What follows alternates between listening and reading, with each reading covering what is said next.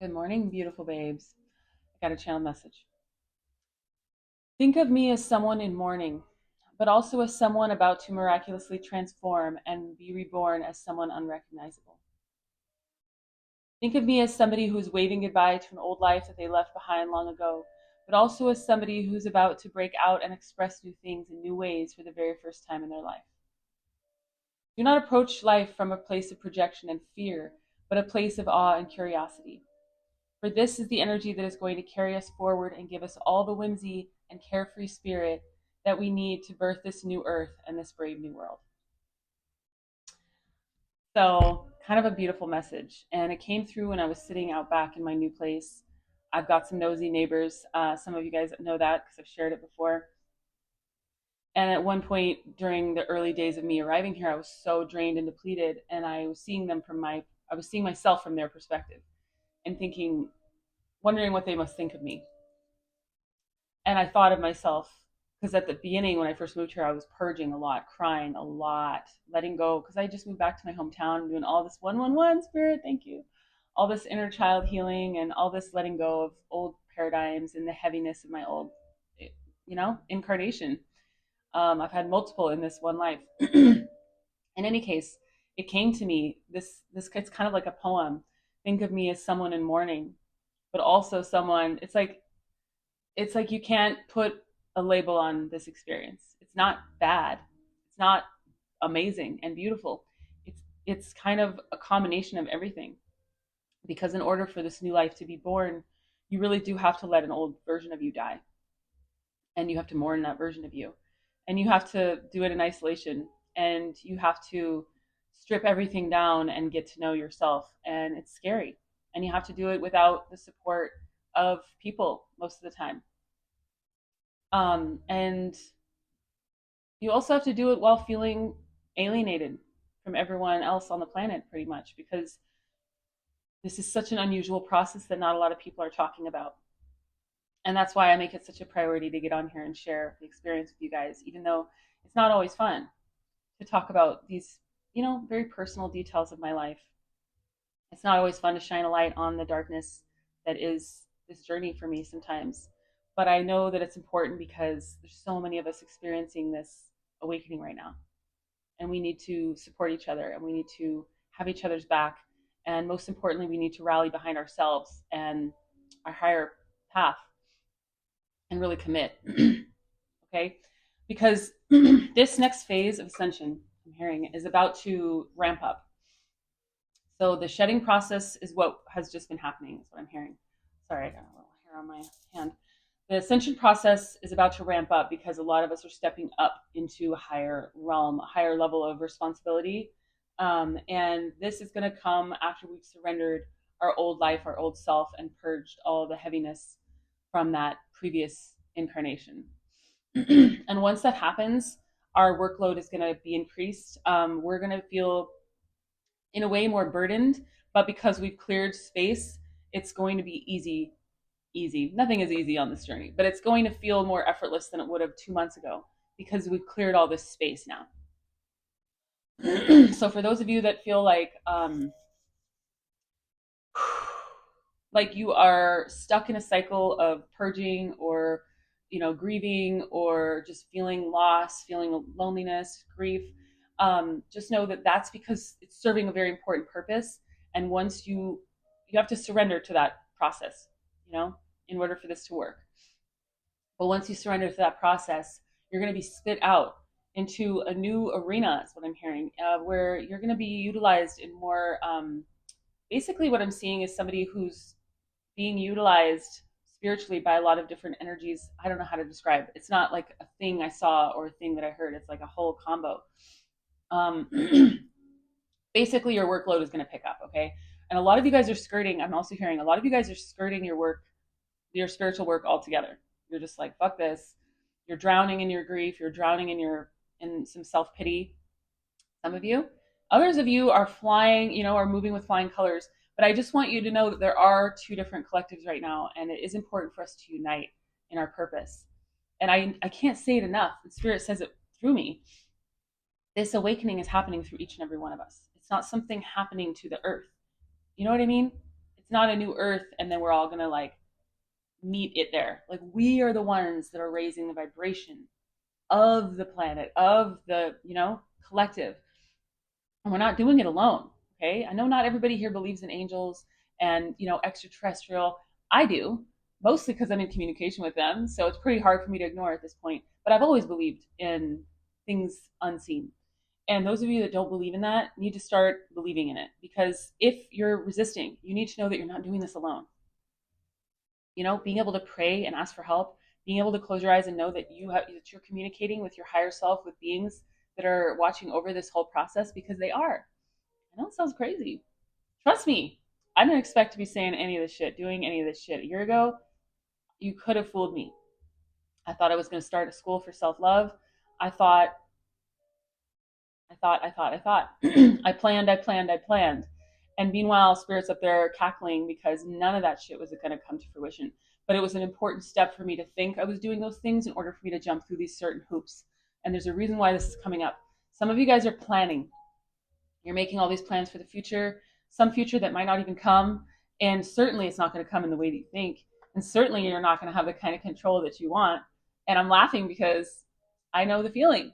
And we could sit around and spend hours. And trust me, as a business owner and an entrepreneur and an artist, I've sat around for hours creating, these models of what I wanted this new school of self-love to look like. And I spent so much time and energy and never even got used because that wasn't the plan. So Spirit's saying, don't waste your time planning for a future that might not even come. And I don't mean because you're going to die, although you might. And that's another thing. We really need to be in the present, okay? But the main point is that your future, whatever future is going to come, but it's not going to come in the way that you think. It's not, your life is not going to look the way that you want it to, even. It's not going to be what you planned. So you might as well just start being in the moment and spending the energy. Because the thing is, a lot of you guys already know this. This work, the energy is flying through me right now. This work takes a lot of energy, emotional, physical, spiritual. It's draining. I told some of you guys the other day that I wake up exhausted and I go to bed exhausted. And like to other people on the outside, it doesn't look like I'm doing much other than drawing, writing, dancing, yoga, sitting in the sun, basking in the sunlight. It's exhausting, the spiritual inner work, this purging and healing and transmuting. Because I transmute the energy. That shit's hard, okay? It just sucks the life force energy right out of you. And if you're not actively plugging into the earth and getting more of that source energy, you're going to be depleted.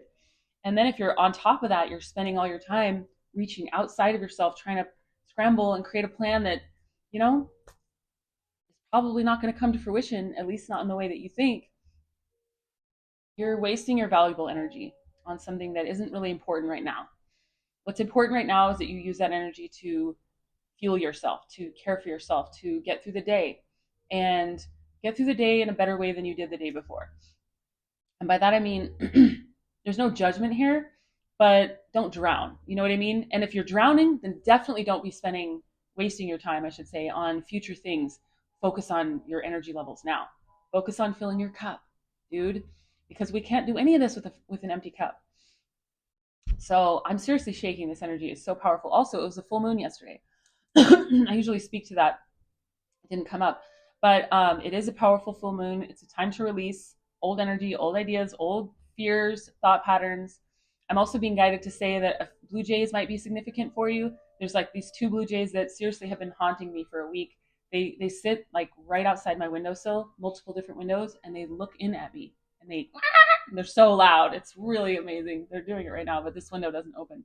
They woke me up this morning at 6 a.m. just so loud. I closed the one window. They came to the other one right by my bed, 1 inch from my screen, staring right at me. I swear to God. So you might have some animal energy, some spirit animals trying to communicate with you. It could be a little annoying, but also really cute and endearing. But the point is, pay attention to the signs. I kind of took it as a sign to like start trying to get up earlier, even though I'm so drained and exhausted. Like Spirit's like, nope, your wake up call has arrived.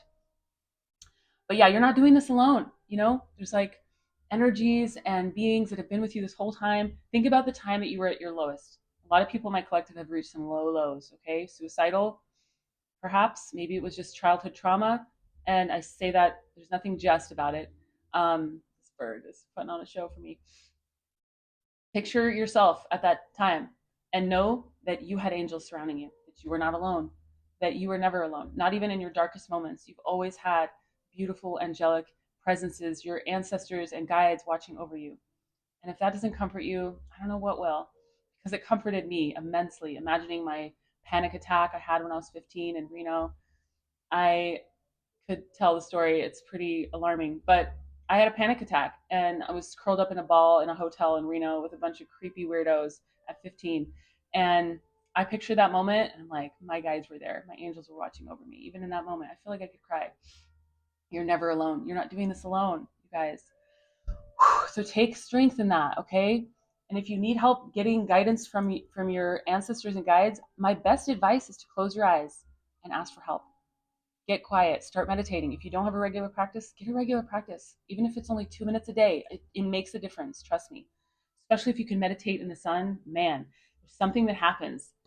Woo! When I meditate in the sun, I'm like, I feel like if people were watching me, they would just see my aura doing crazy shit and me like elevating. Obviously, that's probably not what they see because they'd be really alarmed, but I'm just telling you something different happens in the sun. Get out into the sun, go find some. Do yourself a favor, okay? But in the meantime, if you need help, I can help you. And I'm also doing a trauma workshop tomorrow. I'm super nervous. I'm not going to lie. It's my first teaching class. I'm not going to be a regular teacher. I'm just going to be the way I am here. I'm not going to teach in scientific terms. I'm going to teach in layman's terms because that's what I am. I dropped out of high school really young. I'm not going to talk over your head. So if it's something you're interested in, I would love to have you. It's a $25 to $45 sliding scale, and it's tomorrow, Saturday, May 25th at 10:30 a.m. Pacific Standard Time. But regardless of whether you want to join for that or not, I might be doing future ones. Feel free to reach out if you're interested in the future. And just something to be aware of. It's time to start letting go of all the heaviness of the past and the story that goes along with it. All right, I know I talk to the victims a lot, but it's because they're really loud. They're louder than everybody else so far. So I'm looking forward to hearing more from the people who are empowered, who are feeling inspired, who are ready to go out there and kick some ass, who are already showing up for their soul path full time, like me, even if it's terrifying, which it is, even if they're, they don't know how they're going to pay rent month to month. This is the thing. We're not supposed to know. We're not supposed to be in control. I could go out and do my old work and make a ton of money, but I'm not supposed to be in control. I'm supposed to surrender. And when all my blessings come in, I'm supposed to point back to God and say, that's where all those blessings came from. They didn't come from my handiwork. I worked for it, but it's not based around logic and ego and planning. None of this is. And that's why it's so hard for other people to understand. Some people looked at my actions when I left my old house and didn't know where I was going to move, and they thought I was just being some kind of flake. No. What I was doing is surrendering to spirit. Is it fun? Hell no. Sometimes it's downright terrifying and embarrassing, but I just got over it. Fuck it. I don't really care what other people think because I know I have God on my side. And whether you call God, or spirit, the universe, higher self, higher wisdom, it doesn't really matter what you call it.